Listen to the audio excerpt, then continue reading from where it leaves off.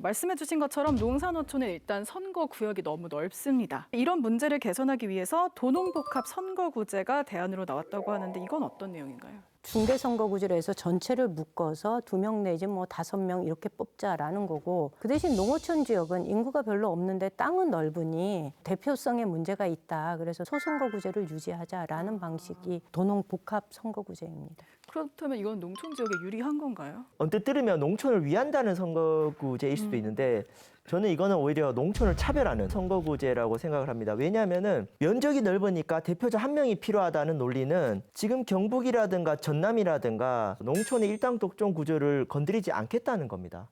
그리고 지금은 지리적 대표성보다는 정치적 대표성이 중요한 겁니다.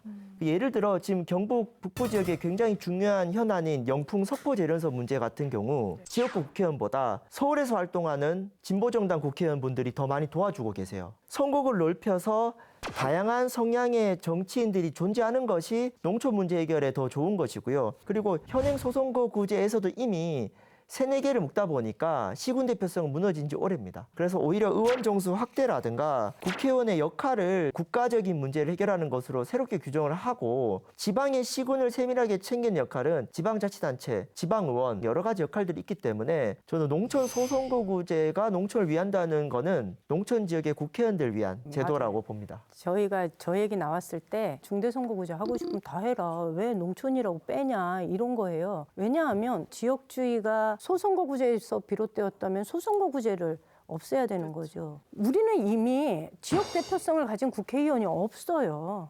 농촌 지역이라고 해서 농촌 문제에 대해서 요만큼이라도 아나요? 국회의원이? 몰라요. 4월 달에 선거 치르면 5월 달에 어버이날 있고 가정의 날 있고 막 이래가고 앞에서 당선자가 인사하고 다녀요. 그럼 물어봐요. 저 사람 누로 이래요. 찍기는 찍었으되 자신의 대표라고 생각하지 않는 거예요. 룰을 똑같이 짠다고 하면은 저는 뭐 농촌 지역도 저는 중대선거제를 가는 것이 맞는 거라고 생각을 하고, 아까 말씀하신 대로 결국은 이 부분은 정당개혁의 문제로서 과감하게 풀어가지고 지방소멸을 대응하는 사람들을 내려보내야 된다. 저희 생각합니다. 이야기가 제도 속에서 채택할 수 있는 하나의 방식을 두고 적합하냐 부적합하냐를 논의를 하다 보니까 도농복합 선거 제도가 가지는 문제점이 국민들이 정서적으로 가지고 있는 국회의석 300석을 더 늘리는 것에 대한 거부감. 그럼에도 불구하고 지역 소멸에 대응하는 것을 어쨌든 이번에 제도화시켜야 한다는 것. 이런 속에서 이제 나온 거고, 따라서 지금 나오고 있는 이야기들을 사실은 다 종합적으로 조합을 하면서 이제 맞춰 나가야 되거든요. 다만 더 상상을 해야 되는 건 지금 인구 편차 기준을 그대로 적용하지 않아도 된다는 거예요. 그러면 당연히 국회의원 정원수를 그러면 어떻게 할 것인가가 다시 논의가 되어야 될 것이고, 또 하나는 특히나 이 농산어촌에서 권력별로 비례대표 의원을 배정하고 권력별로 선출을 해서 지금의 기득권자만이 아니라 다른 정당에서 새로운 사람이 진입할 수 있는